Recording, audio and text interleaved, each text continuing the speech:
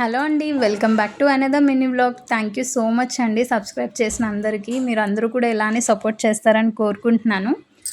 Bachelors అవన్నీ వంటరాని వాళ్ళు గానీ ఎప్పుడైనా చికెన్ కర్రీ చేయాలి అనుకుంటే ఇలా ట్రై చేయండి. చాలా ఈజీగా అయిపోతుంది. టేస్ట్ కూడా సూపర్‌గా ఉంటుంది. చాలా క్విక్ రెసిపీ అనమాట. ముందుగా చికెన్‌ని వాష్ చేసుకోవాలి. తర్వాత దాంట్లో కొంచెం ఉప్పు, కారం, పసుపు, చికెన్ మసాలా పౌడర్, నిమ్మకాయ, కొద్దిగా పెరుగు ఇవన్నీ ఏసి మంచిగా మ్యారినేట్ చేసుకోవాలి. ముక్కకు బాగా పట్టాలనమాట.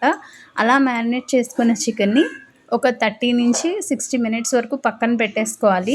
ఆ తర్వాత ఏదైతే చికెన్ మ్యారినేట్ చేసామో డైరెక్ట్‌గా దాన్ని స్టవ్ మీద కొంచెం ఆయిల్ వేసి ముక్కను బాగా ఉడికించాలి. అందులో వాటర్ ఉన్నంత మొత్తం అంతా ఇంకిపోయి దగ్గరికి అయిపోవాలనమాట ముక్క.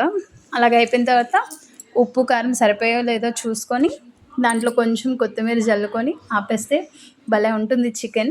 చాలా క్విక్ ప్రాసెస్, పెద్ద టైం కూడా పట్టదు. ఎప్పుడైనా మీరు చికెన్ ఫ్రై ఇలా ట్రై చేసి చూడండి. చాలా టేస్టీగా ఉంటుంది. నా వీడియో గనుక మీకు నచ్చినట్లయితే ప్లీజ్ లైక్ చేసి షేర్ చేయండి. సబ్స్క్రైబ్ చేయడం మాత్రం మర్చిపోకండి. Thank you so much for watching. Bye bye.